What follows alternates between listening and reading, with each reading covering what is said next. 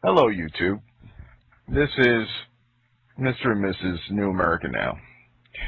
So, we're looking at the Food Safety Bill, Bill S-510, and the missus pointed out to me, she was looking at some videos on the subject. They're going to be, I guess, voting on S-510 right now. So Kristen Gillibrand, who is a senator in New York State, has a video out on improving food safety. She has, of course, disabled all comments to this video.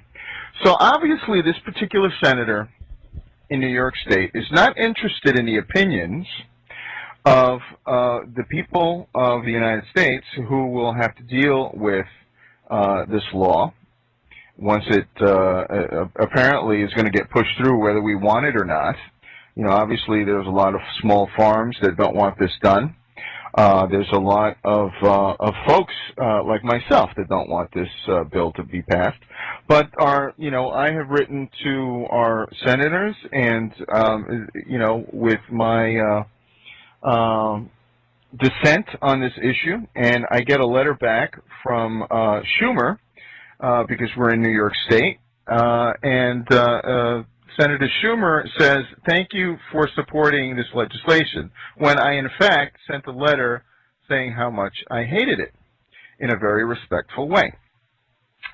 So let's talk about how here's another.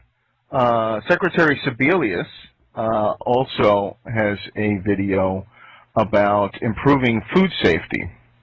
However, if they really were so concerned about food safety, then why does the government allow corporate agribusiness to inundate the American people with known harmful chemicals, additives and preservatives, known carcinogens, artificial hormones, antibiotics that cause resistant strains of bacteria, and modified sweeteners that are known causative agents of diabetes and obesity, and genetically modified foods that cause all sorts of immunological diseases that we're just now finding out about.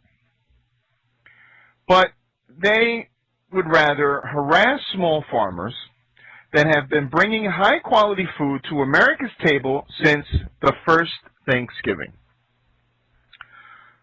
So, why is that? Because their pockets are being lined by big agribusiness, Monsanto, and Kraft Foods, and all the other corporations. And yet, there are still people out there that think, oh, this is a great idea. This legislation is about safety. I feel so much freaking safer because some butthead got to go over and stop a farmer from doing what he does best, so he can shuffle paper around and keep records so that he can go and answer questions and pay fines to people that really have no business being in his establishment. There's a recent issue that some lady bought some rotten eggs, okay? And you know what? You're not going to die from a rotten egg, okay, because it's rotten. You're not going to be eating it. And that's a quality issue. I mean, a farmer, having chickens myself, every now and then I will go to the coop, or one of my kids will get eggs out of the coop, and they might find one that's been sitting around a little too long, and you'll break it open, and of course you'll have to run it out the door because it stinks. But, that's life. I'm sorry. We cannot prevent everybody from, from everything in the world. You can go, and there's been plenty of cases of people that go to their local doctor and have a full physical, their yearly physical, have an EKG done. Oh, gee, you look great. And on the way out of the doctor's office, the guy has a heart attack and dies. Are we going to start having somebody stand in your bathroom so that you don't fall in the shower and break your neck? Because 10,000 people in America every year die in the shower. People are going to, if you're not going to wash your food, okay, if you have a garden, or anybody has a garden, you're going to need to wash your vegetables because you're using manure or you're using whatever. And if you don't, you're going to get sick because maybe there's some bacteria on it. And somebody said, well, you know, we have to start testing all these foods because there's going to be bacteria on there. We're going to die of E. coli. You know what? You've got E. coli right up your butt. You've got E. coli on your finger when you scratch yourself in your underwear, and it's probably sitting on your shoulder as well. You're surrounded by different types of bacteria. You're surrounded by Staph aureus. You're surrounded by Streptococcus bacteria that causes strep throat. You're surrounded by Serratia marcescens. You're surrounded by E. coli. You have every single freaking bacteria in the world on or in your body. The bacteria is not the problem. It is the sheer number of bacteria that cause problems. You're in anything. You have too many funguses, you have too many bacteria, you have too many viruses, you can inundate your body. I mean, use your brain. We're not children, we're adults. I think we have the ability to make sure that we do what's needed so that we don't become sick by our own actions or lack of. You know, we don't need people in Washington making crazy, stupid legislation to tell us how to live. I think it's time to take responsibility for our own actions or lack of actions and tell Washington they need to shrink and mind their business and make sure the corporations don't poison us with all their toxins they're lacing our food with. That's what they need to do. You know, they need to think with their brains and not their wallets, because their wallets are overflowing at this point for all the bad legislation that they've passed in the name of our safety. Oh, yeah. You can't eat this food. You can't drink raw milk because whatever. You know what? This house and my kids drink raw milk on a daily basis. There are plenty of people on this planet, including Jesus Christ himself, I'm sure, who drank raw milk, unpasteurized milk, because, you know, that's just the way it was. This world obviously has a whole bunch of freaking people on it because there was enough people that survived, it was strong enough to survive. You know, it's just insanity. It's not, you know, the government is not there to protect us from food, okay? The government is there to protect our rights from the states and from other people infringing upon our rights. That's what the government should be doing. And it doesn't do that. So it's insanity. I think we should read off the supporters of this S510 bill and the original sponsor. And I counted out there were 8 Republicans and 13 Democrats. So basically, the Democrats and Republicans are equally guilty here because they're both. This is about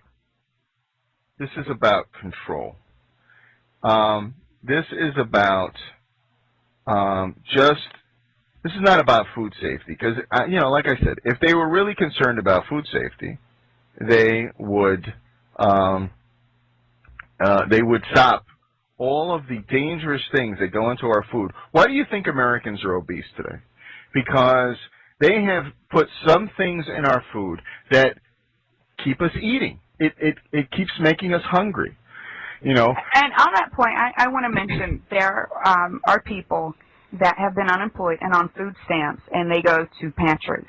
And there was a video out there of this very heavy woman who's been out of work, and she's like, you know, sometimes I don't eat because you know, only my daughter can eat. And, you know, it's really easy to go, she's fat, she doesn't need to eat. But the thing is that our food is so non-nutritious. It's constantly in starvation mode, and it makes us fat because it's looking for the nutrition. We're always hungry because our food is so empty. And it's the inability to go to the store and buy real food, unless you're always buying fresh fruits and vegetables, which, you know, if you can't grow it, you should do it. But the potato chips, the cereals now, the instant oats, all of that is non-nutritious. And that is what is making America fat. It's not that we're lazy. It's not that